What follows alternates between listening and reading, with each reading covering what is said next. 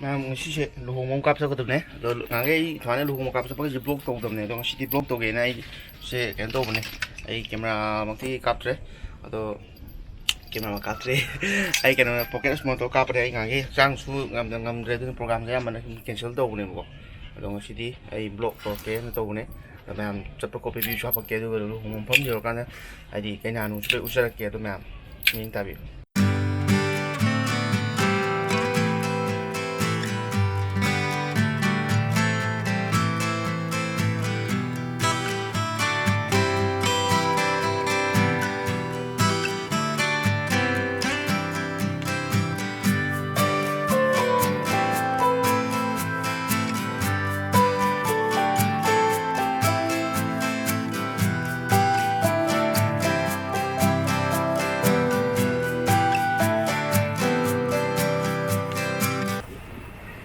ꯀꯩꯅꯥꯁꯦ ꯀꯩꯅꯣꯗꯅꯦꯕꯀꯣ ꯑꯩꯈꯣꯏꯒꯤ ꯑꯩꯈꯣꯏ ꯑꯊꯣꯡꯅꯦ ꯑꯗꯨꯗ ꯃꯣꯏꯁꯤꯒꯤ ꯂꯝ ꯂꯩꯕꯗꯒꯤ ꯁꯤꯗ ꯀꯩꯅꯣ ꯇꯧꯕꯅꯦ ꯍꯣꯡꯕꯅꯦ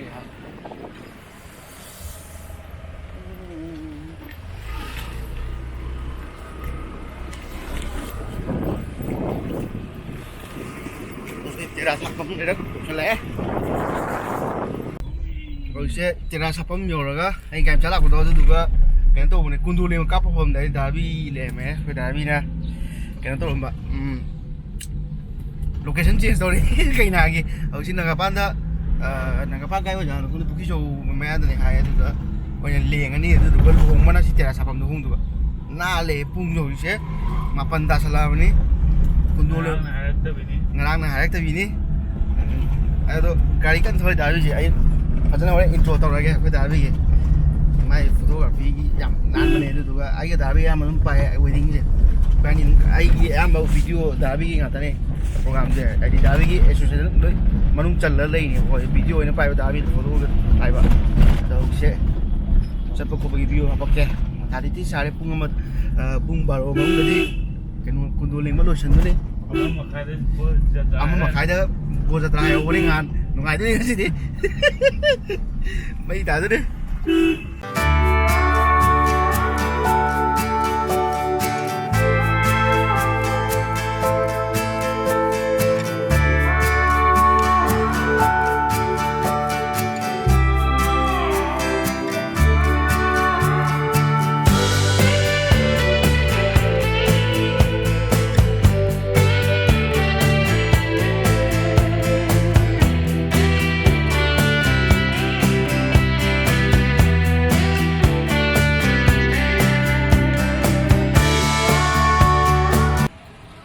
ꯍꯥꯏꯅꯤ ꯅꯒꯥꯄꯥꯟ ꯌꯧꯔꯦ ꯍꯧꯖꯤꯛꯁꯦ ꯑꯗꯨꯗꯨꯒ ꯃꯣꯏ ꯖꯒꯥ ꯁꯤꯗꯒ ꯀꯨꯟꯗꯣ ꯂꯦꯡꯉꯗꯤ ꯐꯔꯛ ꯇꯥꯗꯅ ꯌꯥꯝ ꯆꯦꯡ ꯍꯩꯕꯗꯤ ꯂꯣꯏꯔꯝꯃꯦ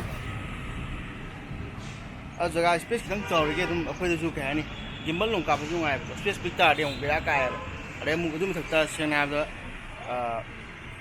ꯂꯥꯏꯇꯤꯡ ꯍꯥꯏꯕꯁꯨ ꯂꯩꯕꯅꯤꯅꯀꯣ ꯑꯗꯨꯗꯒꯤꯁꯨ ꯐꯖꯕ ꯋꯥꯠꯂꯦ ꯑꯗꯣ ꯌꯦꯡꯉꯁꯤ ꯑꯩ ꯑꯗꯨꯝ ꯎꯠꯂꯛꯀꯦꯀꯣ sita kuno leng tari mai ta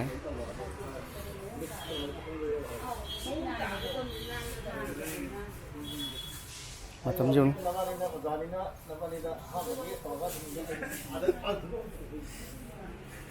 aha mai dang simem dia le khoi to rồi khoi đi kem không có tiền nơi đi tum to lên nơi này mà giờ này gì đi mặt thôi sumai tàu nang ngoi ada cái tàu gì cùng mà phần không cái gì ra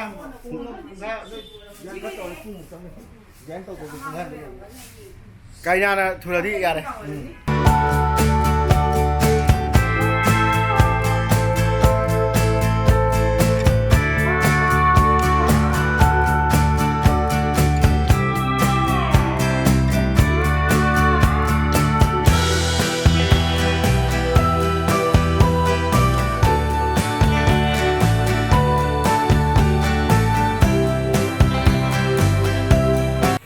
보이바 이크면 중에 ulakkeogo ei imen na do ai r di thamam ne du ga r se bar pu khoi ai kha tam pu sa kha ba ma program ne na do ulakkeogo do si camera se ke ulakke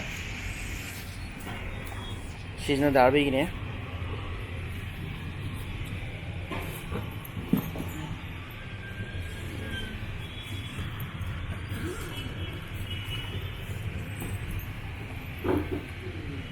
sigi 50 mm ko 1.8 capacitor 1.8 oiba aduga sina 35 mm RF ah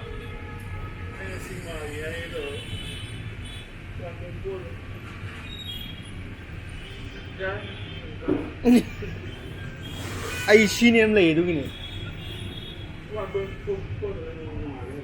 aduh pasal tu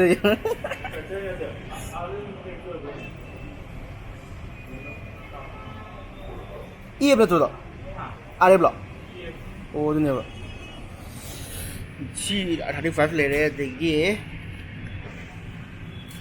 R6 le re 24105 pale sina original Canon mount ni ko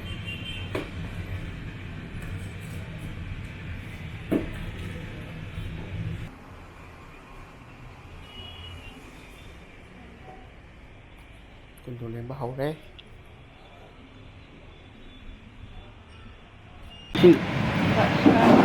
chừng lục bộ à dạ dạ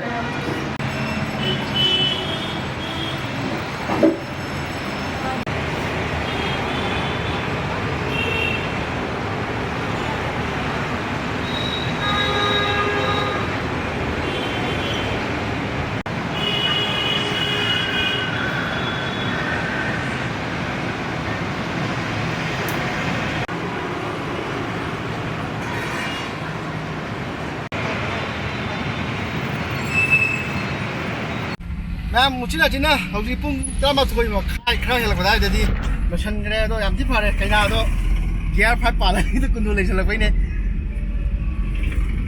Apa sih na tu wow na, nangan dah boleh buka kai na yang tetap pakai dia tu, mal itu kai na yang awal buka, ada tu gini bukan ya, mata saya tu, mungkin aja lu sendiri tu, aku tu ah, dalam makai lagi kundu lembah hau boleh saya ini, ulang kau timing tu, ada tu gini tu, aku tu suatu tu, ada nak kaki ayo ucap yang macam tu tu ni apa kau, macam, kalau kita pijam yang biru lagi, Manipur की गाड़ी quite चिपक जगह है दिन चिन्ना का पांच चिल्लन बीच, और हम चिल्ले नहीं आजी,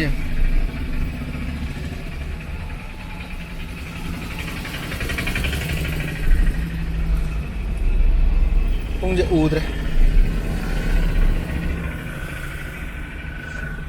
सिगी प्रोग्राम जो ना क्वाइ अरोय प्रोग्राम होते हैं हंतक सीजन क्या चलेगा और कहीं अप्रैल की सीजन लोरे मुझे कहीं लगी मे फर्स्ट वीक में होगा अप्रैल की तो कैसे जो पास हम क्या में हाई लिया गाड़ी कुछ नहीं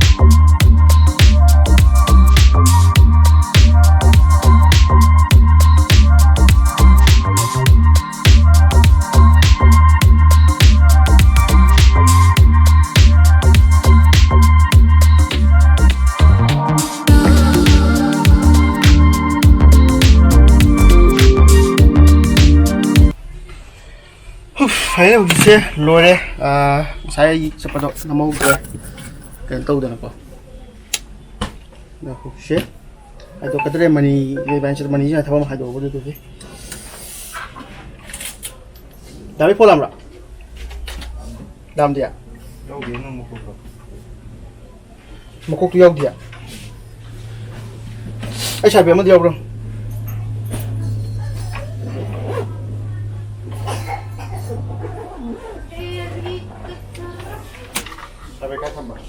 Sai pe na pu. Ado huje mani ban chala ni.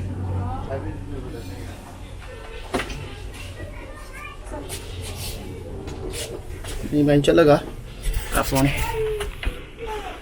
Ado bro. Mani sulu sulu. Nanti ada apa nu? Aduh puluh je. Puluh dah makan matang kan terpon ni. Beg matang ke puluh. Dah juga yang cari lah kan hamil. Kira lawa jera. Maning kena dan. Number plate. Kau jik lohong baca le. Mai on thok padra. Hey. Bira ni lambi. Ngoài cho phun cái đồ ra, tôi cho lên cái đồ ra.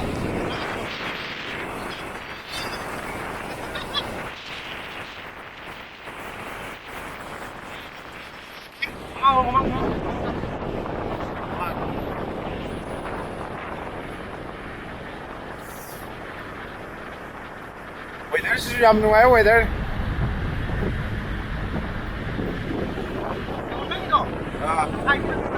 Hả?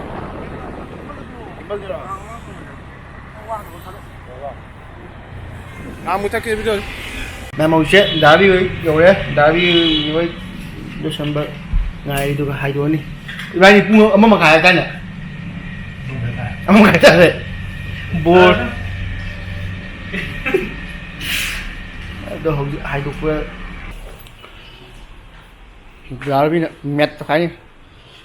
Chỉ cái tăng phải làm được kok. Semua makan je.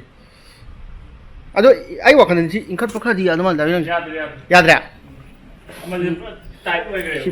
Pai betul. Hai betul hari itu. Kaya sang isi apa sih?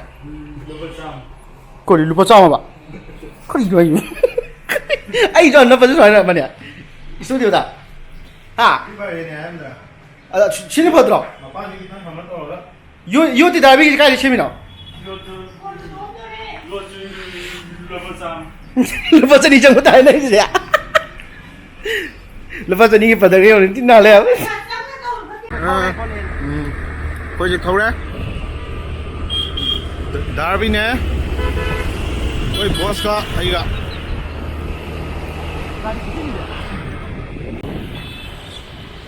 Ini semua nak blog tahu tak kau?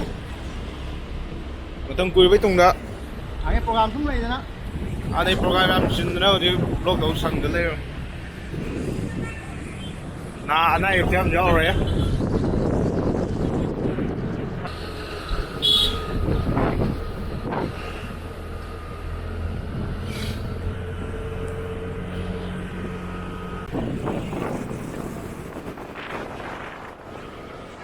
Tapi lah.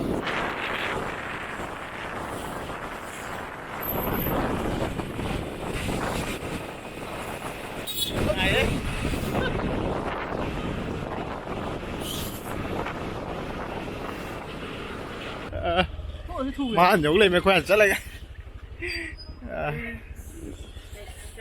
Cái gì?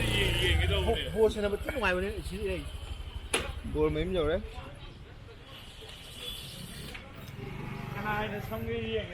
Không lấy đâu.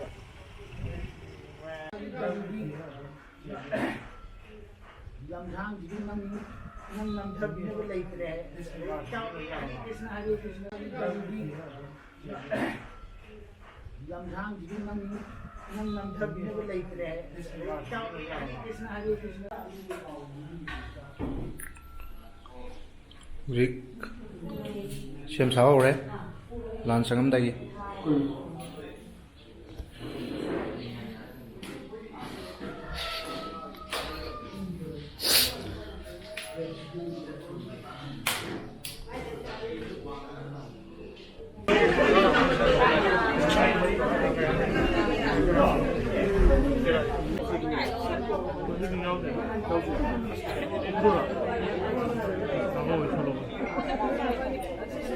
Hi guys.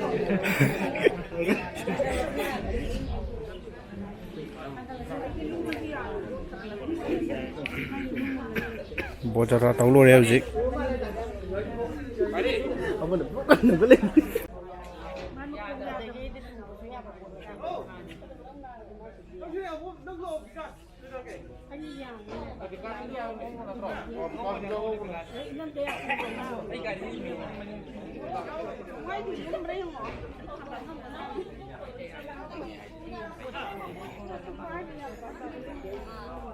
sini luhong vậy thôi hả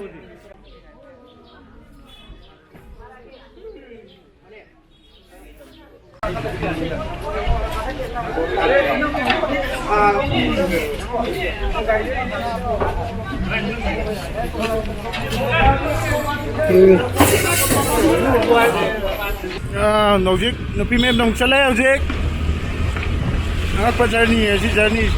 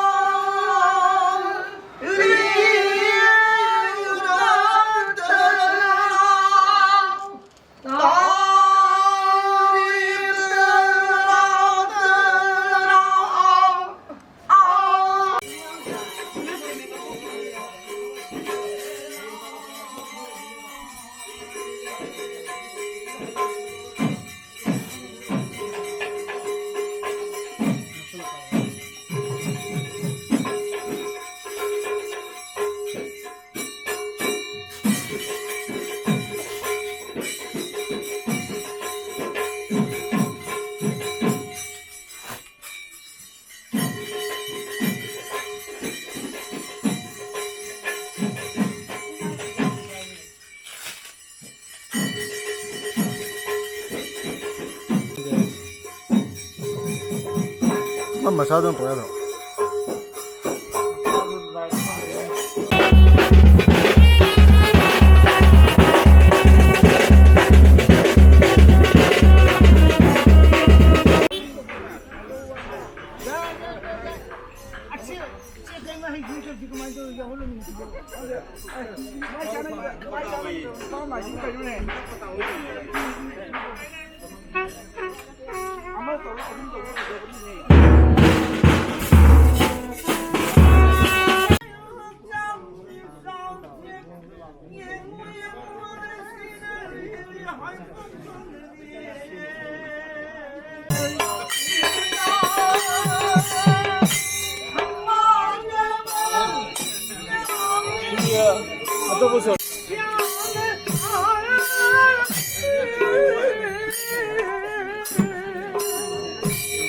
Pasó, solo.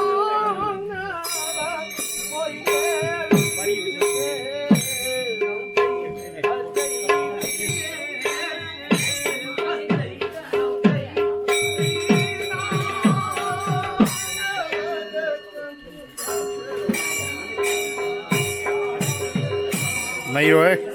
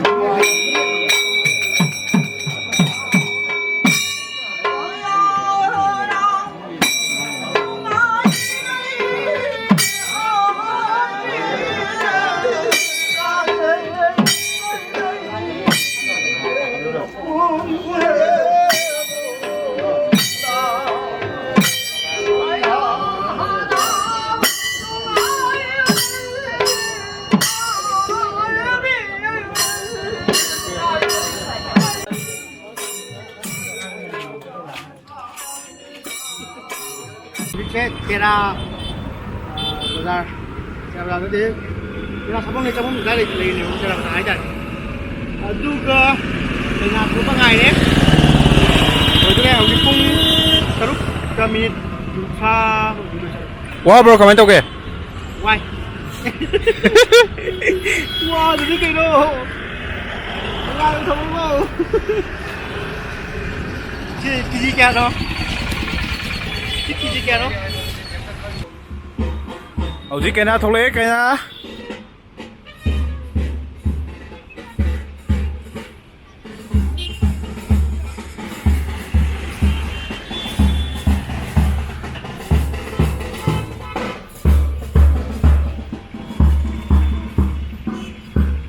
kena sakre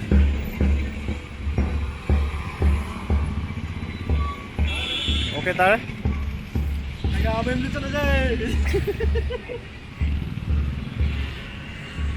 Jadi kayak gini thoroge sini nungai yung hana